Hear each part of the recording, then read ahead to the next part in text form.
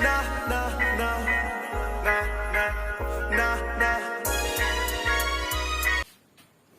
Friends, learn exam channel में आपका स्वागत है। आज हम आपके लिए यूपी का हिस्ट्री लेकर आए हैं।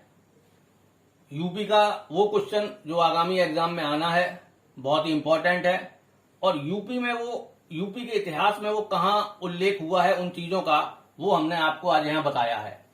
इसमें हम देखेंगे, अगर हम ओल्डेस्ट फॉर्म में देखें कि सबसे पहले यूपी का उल्लेख हमें डिस्क्रिप्शन कहाँ मिलता है, तो हम देखेंगे कि भारत में चावल की खेती के सबसे प्राचीन प्रमाण जो हमें मिलते हैं वो हमें कोलडीवा, बेलन घाटी, इलाहाबाद से मिलते हैं, प्रयागराज से।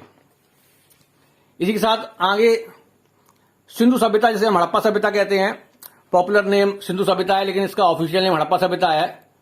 इसका सबसे पूर्वी नगर आलमगीरपुर है, मेरठ जिले में, यूपी में, हिंडन नदी किनारे। और ये क्वेश्चन बहुत पूछा जाता है। गंडक नदी, इसे वैदिक साहित्य में सदानीरा गंडक कहा गया है, सदानीरा कहा गया है।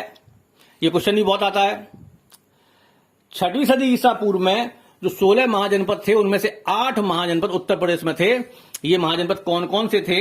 ये एक था कुरु, फिर पांचाल, सूरसेन, वत्स, कौशल, मल्ल, काशी, चेदी। ये क्वेश्चन भी आता है। और इसमें इन महाजनपदों का लोकेशन क्या है प्रेजेंट टाइम में, वो भी पूछ सकते हैं। तो कुरु जो जनपद है, महाजनपद था, वो मेरठ दिल्ली वाले क्षेत्र में, पांचाल बरेली फरक्काबाद क्षेत्र में, सूरसेन मथुरा क्षेत्र में, वत्स इलाहाबाद क्षेत्र में, कौशल अयोध्या को कहते हैं, मल्ल जो है वो देवरिया और गोरखपुर क्षेत्र में, काशी बनारस है, ये आप जानते ही हैं, और चेदी बुंदेलखंड क्षेत्र में ये महाजनपद था।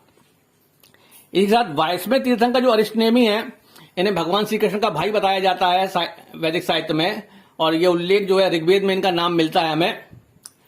महावीर स्वामी की पुत्री का नाम अड़ोज्या और दूसरा नाम प्रियदर्शनी था। ये क्वेश्चन भी जो है उत्तर प्रदेश के बहुत से एग्जामों में बहुत ज्यादा पूछा जाता है। महावीर स्वामी को साल वृक्ष के नीचे ज्ञान प्राप्त हुआ था और गौतम बुद्ध को बट वृक्ष या जैसे पीपल वृक्ष कहते हैं, उसके नीचे ज्ञान प्राप्त हुआ था।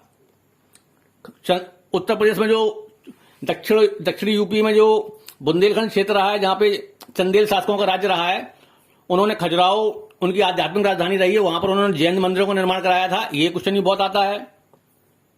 मौर्योत्तर काल में मथुरा जैन धर्म का प्रमुख केंद्र था। यह प्रश्न भी बहुत आता है। गौतम बुद्ध की मां का नाम माया देवी था। ये राम ग्राम के कोलीय गणराज्य, जिसका कुछ हिस्सा गोरखपुर में पड़ता था, उससे ये संबंधित थी। आगे हम देखेंगे, गौतम बुद्ध ने अपना पहला उपदेश जो है सारनाथ में दिया था, यानी कि जो बनारस में पड़ता है। और ये अगर माइक्रो लेवल पे देखें तो इसे ऋषि पत्तन और मृगदाव भी कहते हैं। और इस घटना को जो है धर्मचक्र परिवर्तन कहा जाता है। गौतम बुद्ध ने अपने सर्वाधिक उपदेश या सर्वाधिक वर्षावास कौशल राज्य की राजधानी श्रावस्ती में बिताए थे। ये भी यूपी में क्वेश्चन बहुत पूछा जाता है। गौतम बुद्ध की मृत्यु जो है, जैसे कि महापरिनिर्वाण कहते हैं, वो कुशीनगर में हुई थी, जो कि देवरिया जिले में पड़ता है। 5वीं बौद्ध संगति कन्नौज में हुई थी। कन्नौज के जो शासक उस समय हर्षवर्धन थे। और इस 5वीं बौद्ध संगति की अध्यक्षता जो है ह्वेनसांग ने की थी। और इसमें महायान धर्म को जो है सर्वश्रेष्ठ धर्म घोषित किया गया था।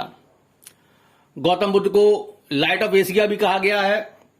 और उत्तर प्रदेश को बौद्ध धर्म का पालना भी कहते हैं। आगे हम कुछ और क्वेश्चन देखेंगे।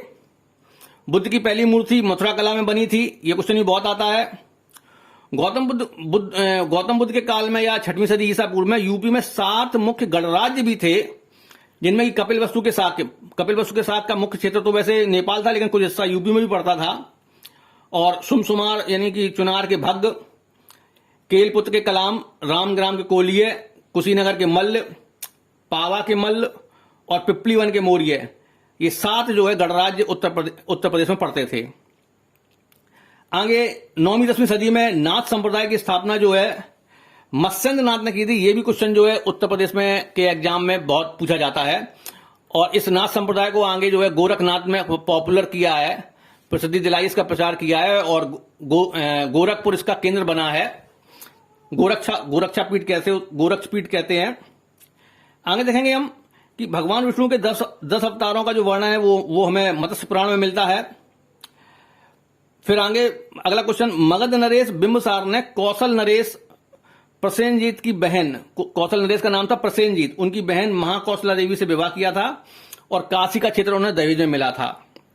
ये घटना भी 6वीं सदी ईसा पूर्व की है। आगे मौर्य काल में हम देखेंगे कि अशोक महान जो थे उनके अभिलेख जो है वो ब्राह्मी, खरोष्टी, ग्रीक और अरामाइक लिपि में मिले हैं। ये इंपॉर्टेंट क्वेश्चन है। और अशोक का एक स्तंभ लेख है, कौशाम्बी स्तंभ लेख, इसे रानी का अभिलेख कहते हैं और इसमें अशोक की पत्नी का नाम कारुबाकी मिलता है। और इसी अभिलेख में जो है आगे गुप्त शासक हर्षवर्धन, गुप्त शासक जो थे हमारे, जिन्हें कि भारत का नेपोलियन कहा गया है, नेपोलियन कहा गया है, उनका नाम समुद्रगुप्त था।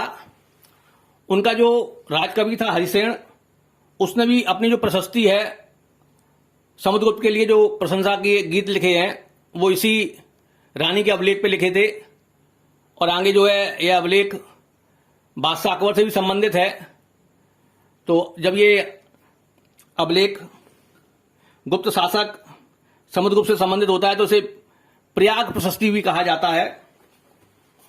आगे हम देखेंगे कि अशोक कालीन जो पाषाण कृतियां हैं, कलाकृतियां हैं, वो चुनार के बलुआ पत्थर से बनाई गई हैं। लाल बलुआ पत्थर से, रेड सैंडस्टोन कहते हैं चुनार का बलुआ पत्थर, जो कि मिर्जापुर से मिलता है। पुष्यमित्र, अगला क्वेश्चन, पुष्यमित्र शुंग के राज्यपाल धनदेव ने अयोध्या में अभिलेख लिखवाया था संस्कृत में। और इस अभिलेख से पता चलता है कि पुष्यमित्र शुंग ने जो है 2 अश्वमेध यज्ञ किए थे और ये अश्वमेध यज्ञ जो है पतंजलि ने करवाए थे। ये जो अभिलेख है ये अयोध्या में रणोपाली भवन है, वहां पे बाबा संत बख्श की समाधि है। तो इस बिल्डिंग के जो दरवाजे की चौखट है उस पर ये अभिलेख मिला था।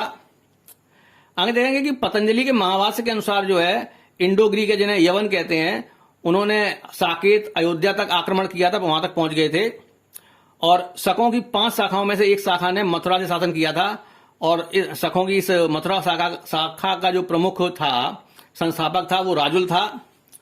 और कुषाण काल में मथुरा जो है कुषाणों की दूसरी राजधानी के रूप में उभर के सामने आई थी और पहली राजधानी जो है वो पेशावर थी।